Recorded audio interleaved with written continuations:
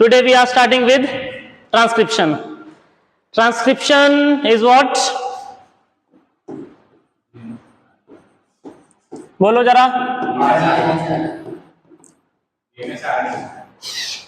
Formation of RNA from DNA is called transcription. NCERT के according अगर हम बात करें तो एनसीईआरटी बोलती है कि formation of RNA from only one strand of DNA,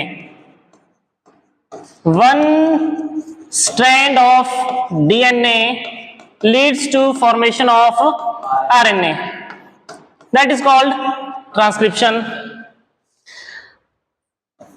अब यहां पर क्वेश्चन ये आता है कि सिर्फ डीएनए का एक ही स्ट्रैंड क्यों यूज हुआ आरएनए बनाने के लिए, दोनों स्ट्रैंड से आरएनए क्यों नहीं बना?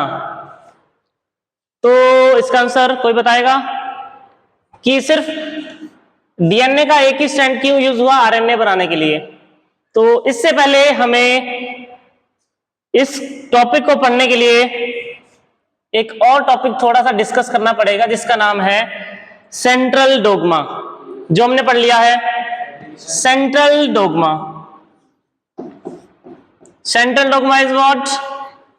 It is a flow chart in molecular bio that tells us कि डीएनए से आरएनए बनता है, आरएनए से प्रोटीन बनता है. ठीक है, तो डीएनए से क्या बनेगा?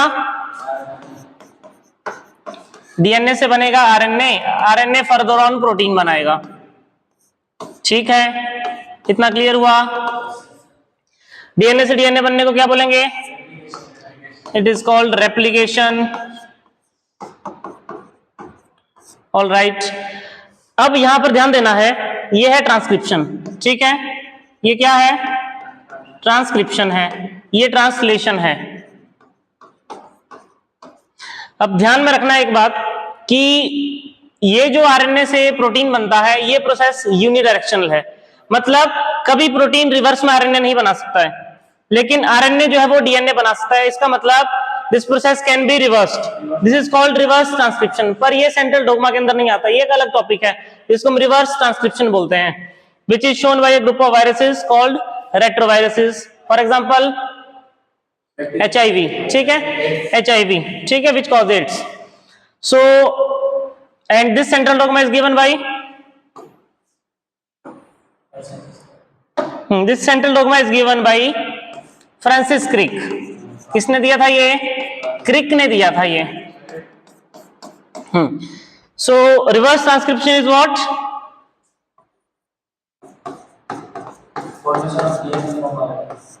जब डीएनए बनेगा आरएनए से और उस डीएनए को हम सी डीएनए बोलेंगे, and the enzyme is reverse transcriptase. Enzyme name is reverse transcriptase. We called it C DNA. Why? cDNA, C stands for complementary. इस आरएनए का कॉम्प्लीमेंट्री हुआ ये डीएनए, इसलिए हमने क्या बोला इसको? cDNA हमने इसको नाम दिया. तो ये हमने पढ़ लिया सेंट्रल डोग्मा. अब आते हैं वापस अपने टॉपिक के ऊपर कि सिर्फ डीएनए का एक ही स्ट्रैंड क्यों यूज हुआ आरएनए बनाने के लिए. So let's start again. ये हमारे पास एक डीएनए है. ठीक है, क्लियर है?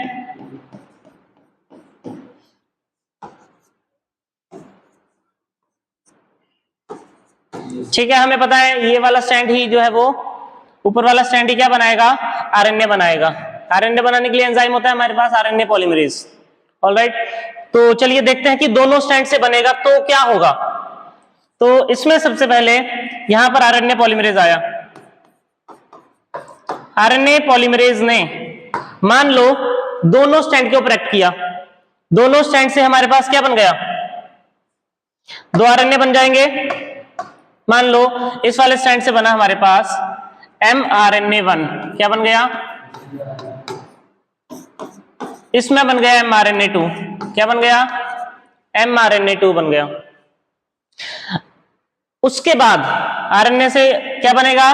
प्रोटीन बनेगा, प्रोटीन 1 और प्रोटीन 2. तो यहां पर हमारे पास एक ही डीएनए से दो प्रोटीन बन गए, जो कि किसी भी केस में पॉसिबल नहीं है. That is violating the law of central dogma. Central dogma क्या बोलता है? एक डीएनए से एक ही प्रोटीन बनेगा, ठीक है। ये हो गया हमारा इसका रीजन कि why only one strand of DNA is used for formation of RNA. Clear हुआ इतना? दूसरा केस एक तो ये था। अब मान लो ये दोनों जब बनेंगे तो these both are complementary to each other. इन दोनों ने क्या किया? पेयरिंग कर ली। क्या किया? बॉन्ड कर लिया। तो हमारे पास क्या बन जाएगा? Double stranded RNA. क्या बन जाएगा? डबल स्ट्रैंडेड आरएनए बन जाएगा। सो double stranded RNA will never form protein. Double stranded RNA कभी भी प्रोटीन नहीं बनाएगा। इसीलिए हमेशा और हमेशा क्या होता है? आरएनए जो है वो डीएनए के एक ही स्ट्रैंड से बनता है। That's why only one strand of DNA is used for formation of RNA. अब हम आते हैं अपने मेन टॉपिक के ऊपर, जिसको हम बोलते हैं ट्रांसक्रिप्शन। क्या बोलते हैं? ट्रांसक्रिप्शन। हमने पढ़ लिया कि क्यों एक ही स्ट्रैंड यूज हुआ डीएनए का आरएनए बनाने के लिए। Alright, so we are starting with transcription.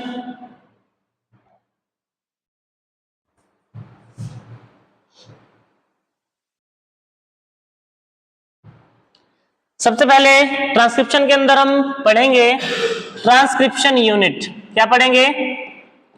Transcription unit, very very important.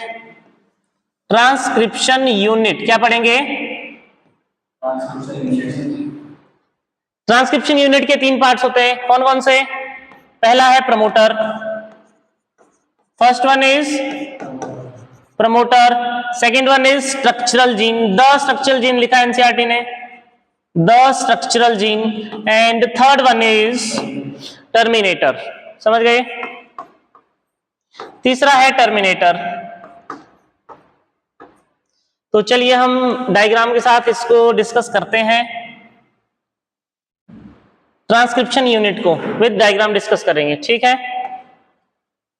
There are 3 parts of transcription unit. First is promoter, second one is structural gene, third is terminator.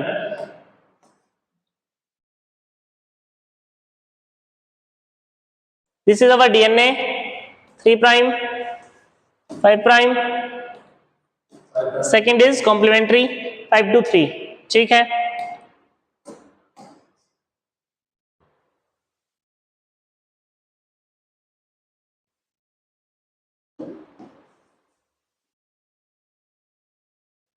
दो regions मैंने यहां पर बनाए। पहला, this one is promoter, this one is promoter, this one is terminator, and this one is structural gene. Structural gene which actually forms RNA. There are 3 parts of transcription unit: promoter, structural gene, terminator. Promoter वो reason है या वो site है जहां पर सबसे पहले RNA polymerase आएगा और बाइंड करेगा, मतलब जहां से ट्रांसक्रिप्शन शुरू होगा। यहां पर ही क्यों आया ये? यहां पर इसलिए आया क्योंकि यहां पर जो ए और टी का सीक्वेंस है वो सबसे ज्यादा होता है, इसलिए हम इसको क्या बोलते हैं? और टाटा बॉक्स। प्रमोटर का दूसरा नाम है टाटा बॉक्स। एमसीक्यू आता है ये, वेरी इंपॉर्टेंट, कि what is the other name for promoter? It is called Tata box. It is given by scientist Pribno. It is given by scientist Pribno. It is also called as Pribno box. So we studied 2 other names of promoter: Tata box and Pribno box. तो यहां पर शुरू हो रहा है transcription. Transcription की start site है ये, जहां पर ट्रांसक्रिप्शन जो है वो शुरू होता है, उसको हम बोलते हैं promoter. This is the part of DNA which actually forms RNA. यही है जो RNA के लिए कोड करेगा। तो स्ट्रक्चरल जीन RNA के लिए कोड करेगा, और टर्मिनेटर वो जगह है जहां पर क्या होगा? RNA पॉलीमरेज अलग हो जाएगा और ट्रांसक्रिप्शन का जो प्रोसेस है वो टर्मिनेट हो जाएगा, मतलब रुक जाएगा। तो ये क्या है? एंडिंग साइट ऑफ ट्रांसक्रिप्शन, ये स्टार्टिंग साइट ऑफ ट्रांसक्रिप्शन। अब हम ये जो दोनों स्ट्रैंड्स हैं इनका नाम देख लेते हैं। ऊपर वाले स्ट्रैंड का नाम है template strand. This is the strand of DNA which is actually used as template for RNA formation. यही स्ट्रैंड से, इसी स्ट्रैंड से क्या बनेगा? आरएनए बनेगा, ऊपर वाले स्ट्रैंड से। समझ रहे हैं बात को? दूसरा है ये जो नीचे वाला स्ट्रैंड है, इसको हम बोलते हैं कोडिंग स्ट्रैंड। कोडिंग स्ट्रैंड हम बोलते हैं, लेकिन ये कोड तो नहीं कर रहा आरएनए के लिए, फिर इसको कोडिंग स्ट्रैंड क्यों बोला? इसके रिस्पेक्ट में हम ये जो प्रमोटर और टर्मिनेटर है ना, इनका पोजीशन डिफाइन करते हैं। क्या डिफाइन करते हैं? प्रमोटर और टर्मिनेटर का पोजीशन। तो ये वाला जो हमारा साइड है, इसको बोलते हैं हम अपस्ट्रीम। इसको क्या बोलेंगे यहां पर? अपस्ट्रीम। और इस साइड को बोलते हैं डाउनस्ट्रीम। जहां पर आरएनए बन के निकलेगा उस साइड को डाउनस्ट्रीम बोलेंगे। So now we are going to define the positions of promoter and terminator with respect to coding strand. ठीक, कोडिंग स्ट्रैंड का 5' एंड, कोडिंग स्ट्रैंड का 3' and, terminator, promoter, upstream, downstream. So position of promoter is 5' upstream of 5' end of coding strand. क्या होगा इसका position? Promoter का position मैं बता रहा हूं, upstream of 5' end of, upstream of 5' end of coding strand. Coding strand जो है वो प्रमोटर और टर्मिनेटर का पोजीशन जो है वो बताता है हमें। दूसरा है टर्मिनेटर। टर्मिनेटर का भी सेम, डाउनस्ट्रीम ऑफ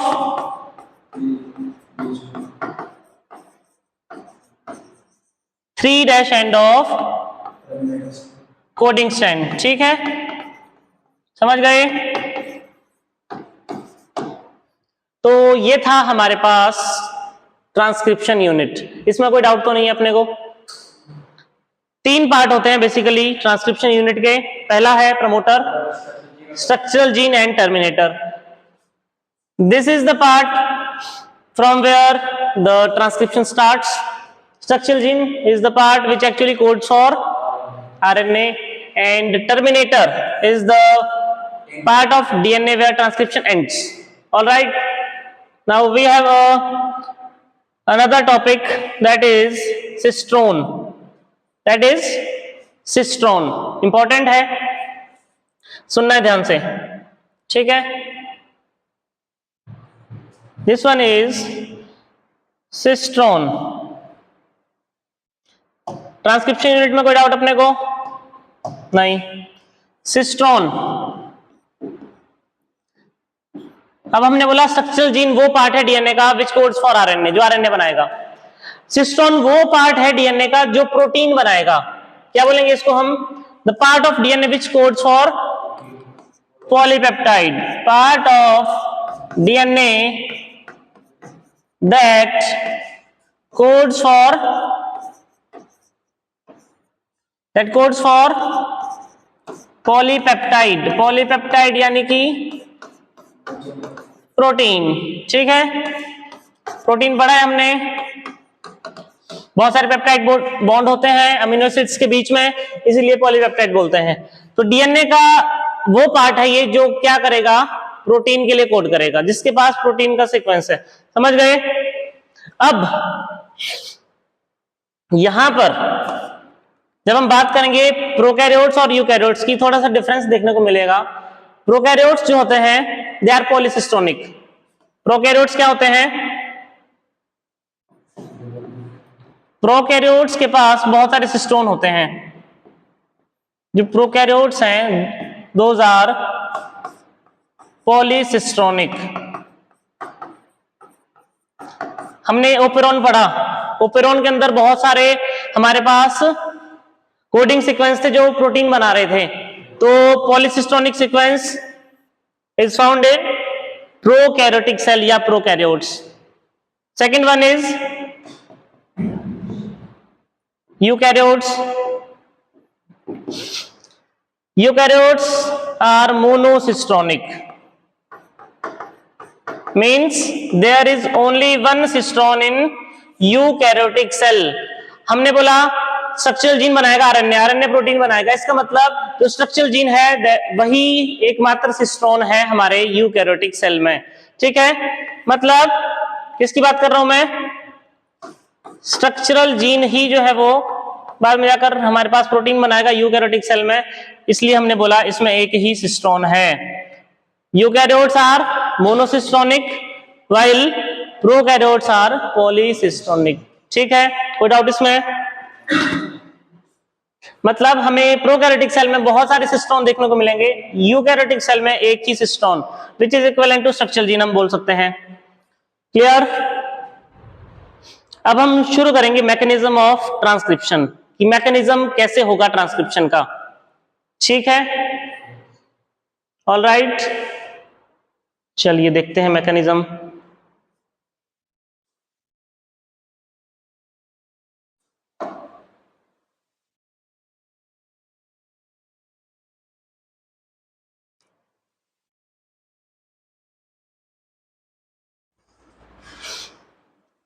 करें start?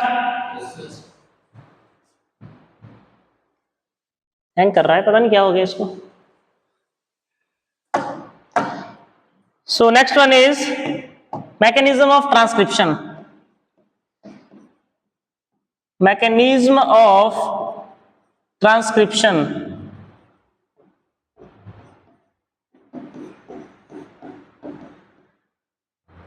mechanism of transcription in, first of all we will study the mechanism of transcription in prokaryotes। किसकी बात करूंगा मैं? पहले प्रोकैरियोट्स की बात करूंगा। ठीक है, प्रोकैरियोट्स की बात करूंगा। तो प्रोकैरियोट्स में जो ट्रांसक्रिप्शन है वो कहां पर होता है? तो साइटोप्लाज्म में ही होता है। ठीक है, यूकैरियोट्स की हम बात करेंगे तो उनका ट्रांसक्रिप्शन होता है न्यूक्लियस के अंदर। ठीक है, तो ट्रांसक्रिप्शन जो है वो 3 स्टेप्स में कंप्लीट होता है। कितने स्टेप्स में? 3 स्टेप्स में कंप्लीट होता है। पहला होता है initiation, first is initiation, second one is elongation and तीसरा है टर्मिनेशन। जब क्या हो जाएगा? स्टॉप हो जाएगा। टर्मिनेटर हमने पढ़ा अभी, तो टर्मिनेटर पे ही जो है वो, सॉरी टर्मिनेशन स्टेप का नाम इज टर्मिनेशन। 3 स्टेप्स में ट्रांसक्रिप्शन खत्म होता है, initiation, elongation, termination. Initiation promoter, elongation structural gene, termination terminator. ठीक है, वही है ये। तो चलिए देखते हैं इसको अब।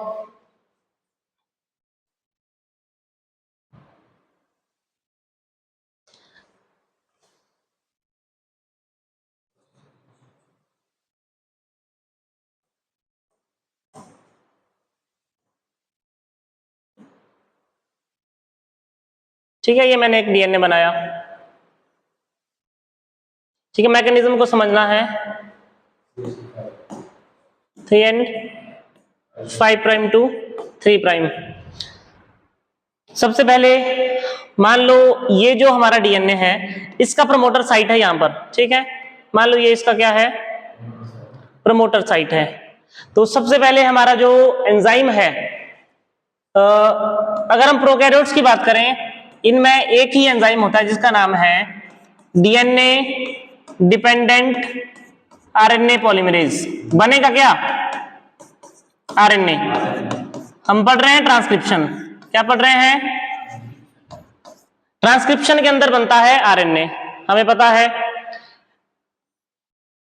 प्रोकैरियोट्स के अंदर एक सिंगल ही एंजाइम होता है जिसका नाम है डीएनए डिपेंडेंट आरएनए पॉलीमरेज। इसका मतलब है कि डीएनए के ऊपर डिपेंड है वो आरएनए बनाने के लिए। समझ गए? तो सबसे पहले प्रमोटर के पास जाना है इस एंजाइम को, आरएनए पॉलीमरेज जो है हमारा डीएनए डिपेंडेंट आरएनए पॉलीमरेज। तो अब ये प्रोकैरियोटिक सेल की अगर मैं बात करूं तो ये इंडिपेंडेंटली नहीं पहुंच सकता यहां तक, इसको किसी की हेल्प चाहिए। और उसकी हेल्प करेगा कौन? मान लो ये हमारे पास क्या है? ये है हमारे पास आरएनए पॉलीमरेज। क्या है ये? आरएनए पॉलीमरेज है। क्या है?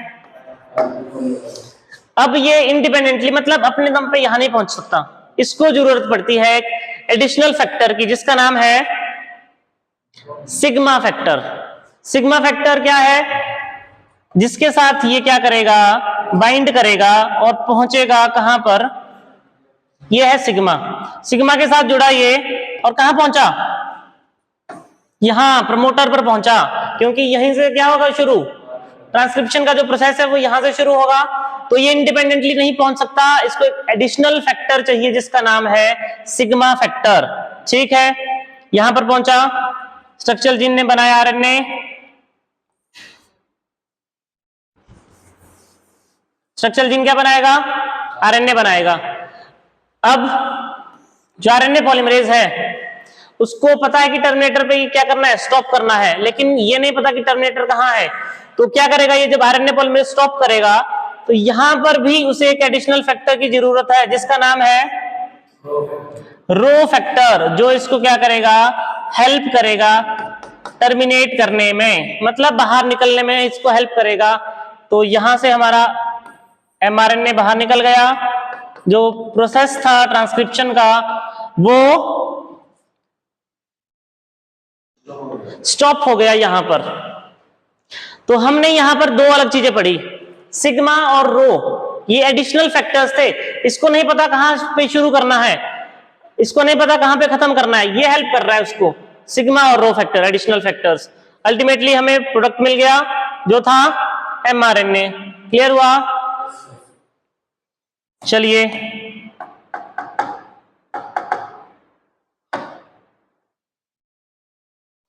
तो ये था मैकेनिज्म ऑफ ट्रांसक्रिप्शन इन किसमें, प्रोकैरियोट्स में, समझ गए।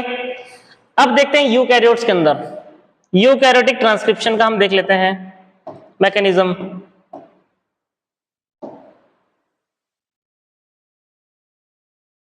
ठीक है, थोड़ा सा डिफरेंस है, बाकी हमें पता है 3 ही स्टेप्स में कंप्लीट होगा, इनिशिएशन, एलोंगेशन, टर्मिनेशन। स्टेप्स में कोई चेंज नहीं आएगा, बाकी प्रोसेस के अंदर, मैकेनिज्म के अंदर थोड़ा चेंज आएगा। ठीक है, चलिए मैकेनिज्म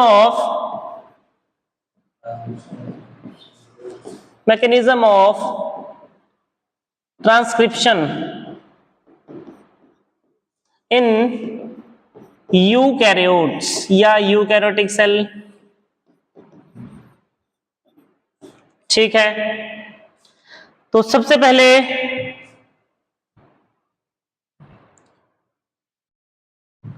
आरएनए 3 तरह का होता है, आरआरएनए, टीआरएनए और एमआरएनए। तो हमने ऊपर देखा कि जो आरएनए था वो एक ही एंजाइम से बन रहा था, डीएनए डिपेंडेंट आरएनए पॉलीमरेज, लेकिन यहां पर थोड़ा चेंज है, आरआरएनए के लिए अलग एंजाइम होगा, ठीक है, हमारे एमआरएनए के लिए अलग एंजाइम होगा और टीआरएनए के लिए अलग होगा। तो इसको हम देख लेते हैं पहले थोड़ा सा कि जो हमारा आरआरएनए है उसका ट्रांसक्रिप्शन करता है हमारा आरएनए पॉलीमरेज 1। कौन करता है? RNA polymerase 1। दूसरा है एमआरएनए, मैसेंजर आरएनए, जिसको बनाता है RNA polymerase 2। And third is tRNA, जिसको बनाएगा RNA polymerase 3rd। HnRNA, hnRNA is the precursor of this mRNA, जो बाद में जाकर एमआरएनए बनता है, वो पहले क्या होता है? एचएनआरएनए, जिसका फर्दर मॉडिफिकेशन होता है। अभी हम पढ़ेंगे मैकेनिज्म, सबसे पहले एचएनआरएनए बनेगा, फिर जाकर के एमआरएनए का फॉर्मेशन होता है।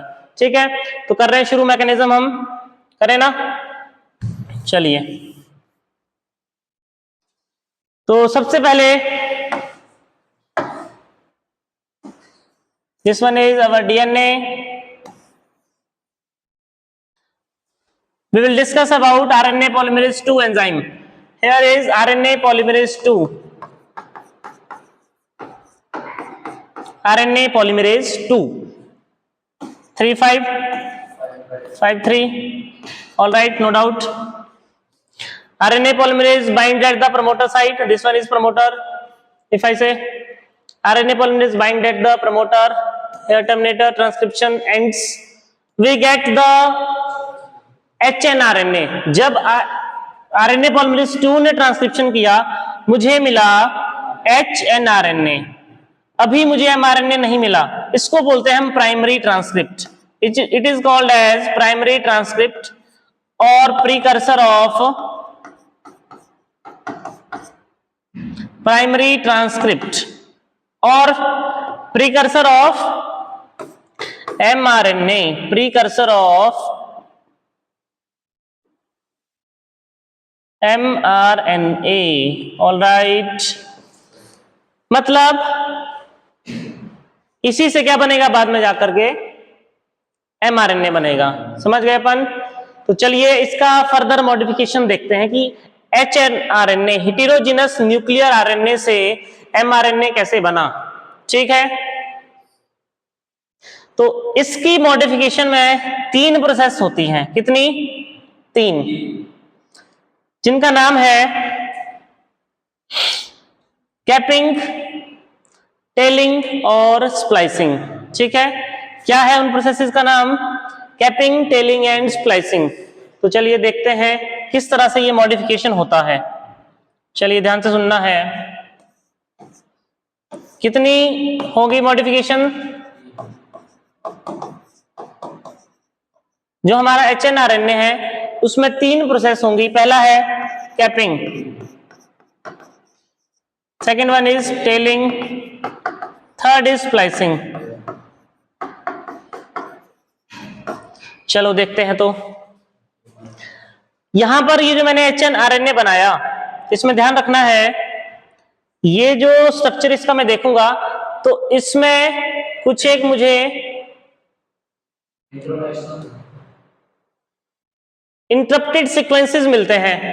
इसमें 2 सीक्वेंस होते हैं जो मुझे चाहिए, उनका नाम है exons.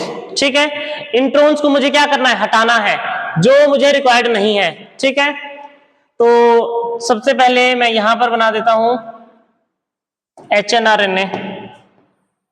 This one is HNRNA, it has some interrupted sequences.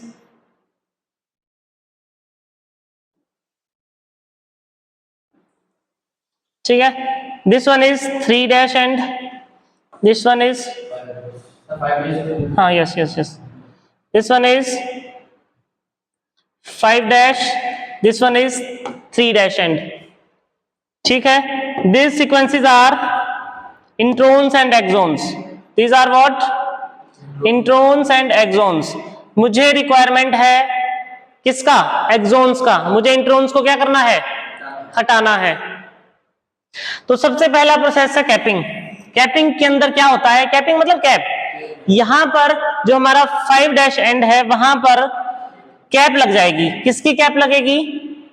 GPPP, methyl guanosine triphosphate. किसकी कैप लगेगी? मिथाइल गुआनोसिन ट्राइफॉस्फेट की जो है वो 5' एंड पे कैप लग जाएगी। तो मैंने यहां पर क्या लगा दिया? कैप लगा दी। क्या लगा दी? कैप लगा दी। किसकी? GPPP, methyl guanosine triphosphate. ठीक है, इस प्रोसेस का नाम है कैपिंग। ठीक, तो कैपिंग हुआ। कैपिंग के बाद मैं क्या करूंगा? दूसरा है मेरे पास टेलिंग। कैपिंग कहां हुआ? 5' एंड पे। ठीक, तो this one is 5, this one is 3। यहां पर हो चुकी है कैपिंग। क्या हो चुकी है? कैपिंग हो गई है। ठीक है, तो उसके बाद दूसरा जो स्टेप है that is telling. Second one is telling होगा। अब टेलिंग में देखते हैं क्या होगा। टेलिंग में ये जो मेरा 3' एंड है यहां पर एक टेल लगा दूंगा। मैं क्या करूंगा? टेल लगा दूंगा। किसकी? यहां पर एडिनाइलेट रेसिड्यूज की मैं टेल लगाऊंगा। क्या लगाऊंगा? एडिनाइलेट रेसिड्यूज अप्रोक्सीमेटली 200 से 300 एडिनाइलेट रेसिड्यूज मैंने लगा दिए। यहां पर कितने लगाए? अप्रोक्सीमेटली हमें चलना है एनसीईआरटी के हिसाब से, तो एनसीईआरटी बोलती है 200 से 300, तो हम भी बोलेंगे 200 से 300।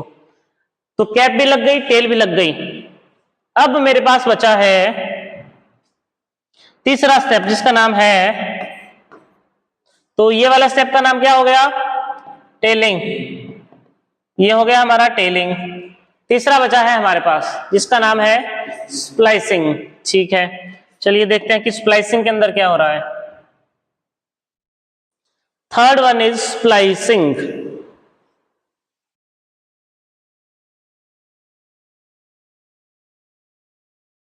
ठीक है, स्प्लाइसिंग की बात करें हम तो चलिए देखते हैं स्प्लाइसिंग के अंदर क्या होता है बच्चों, ध्यान से सुनना। अब मुझे हटाना है ये जो मेरे इंटरप्टेड सीक्वेंस है जो मुझे नहीं चाहिए। कौन से? इंट्रोन्स। इंट्रोन्स नहीं चाहिए मुझे, उनको हटाना है, हटाना है ना। तो मैं क्या करूंगा? स्प्लाइसिंग करूंगा। ठीक है,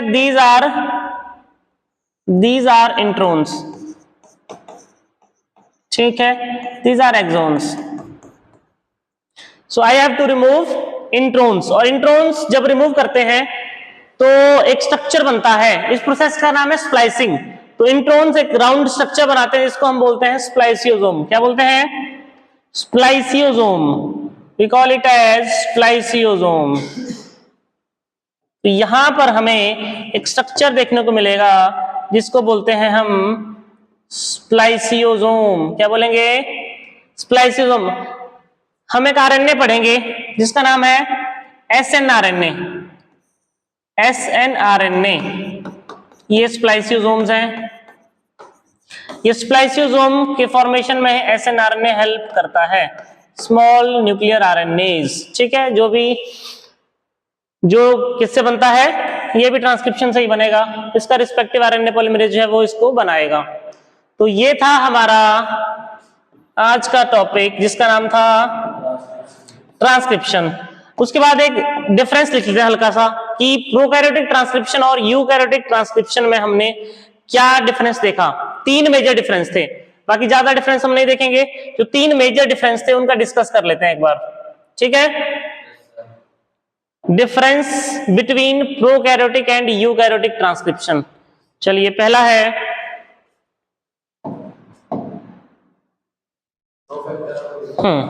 चलिए देखते हैं जरा। यहां पर मैं लिख रहा हूं प्रोकैरियोटिक ट्रांसक्रिप्शन। क्या लिख रहा हूं? Prokaryotic transcription. और दूसरी तरफ लिखूंगा मैं यूकैरियोटिक ट्रांसक्रिप्शन। Eukaryotic transcription.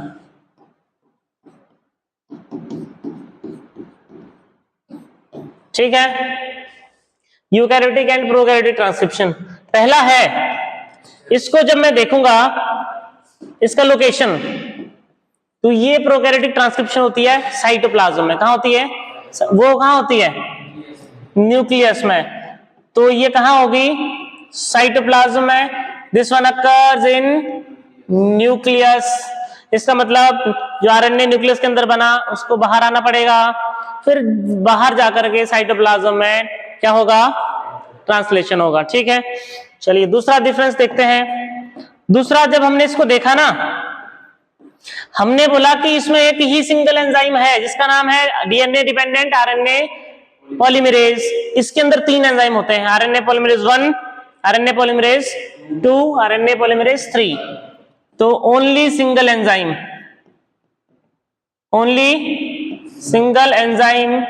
जिसका नाम है डीएनए डिपेंडेंट आरएनए पॉलीमरेज। ठीक है, इसके अंदर 3 enzymes, there are 3 enzymes in eukaryotic transcription, RNA polymerase 1, RNA polymerase 2 and RNA polymerase 3। All right, ठीक है, समझ गए हम लोग इतना। तीसरा जो एक और डिफरेंस हमने देखा कि इसके अंदर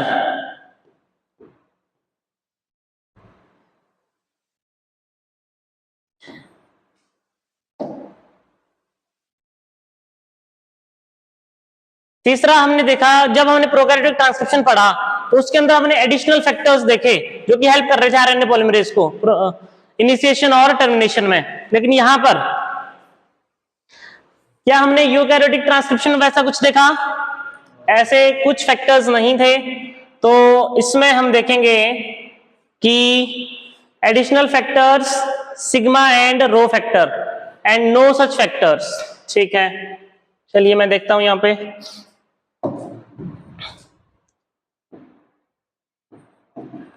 एडिशनल